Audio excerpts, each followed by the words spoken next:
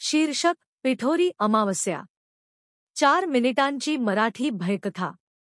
पार्श्वसंगीत मंद वायाचा आवाज, घुबडाचा कर्कश ओळ. कथावाचक गंभीर स्वरात. कोकणातल्या एका छोट्या गावात प्रत्येक वर्षी पिठोरी अमावस्याला सगळे दिवे बंद ठेवायची प्रथा होती. गावातल्या वड्याजवळ कोणीही त्या रात्री जात नसे.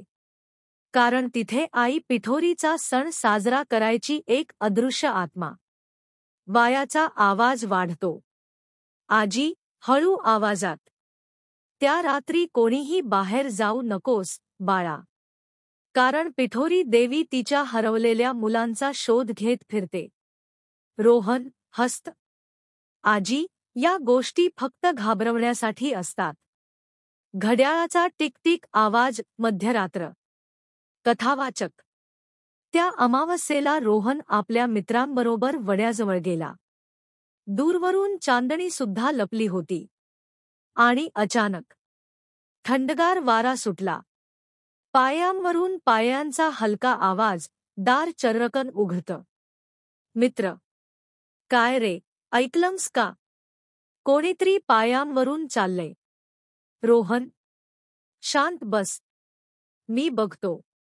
पायांवर पांढ्या पिठाच्या ठशांचा आवाज. चर्र चर्र.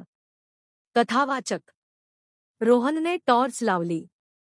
आणि त्याच्या समोर जमिनीवर पांढ्या पिठाचे ठसे दिसले. एका बाईचे आणि त्या मागे लहान मुलाचे पाय. थंड श्वासांचा आवाज. अनोळखी स्त्रीचा आवाज. मंद, तुटक. माझं लेकरू. कुठे गेलं माझं लेकरू?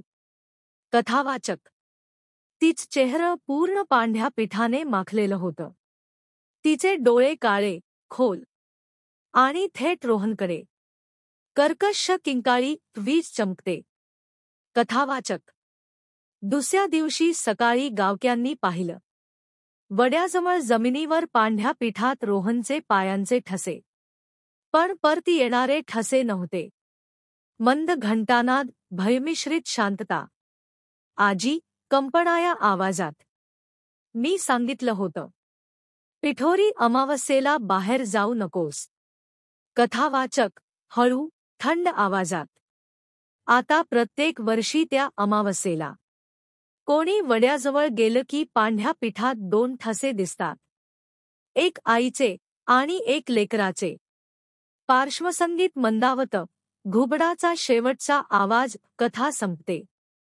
शेवटचा टेक्स्ट स्क्रीनवर. काही प्रथा कारणाशिवाय निर्माण होत नाहीत.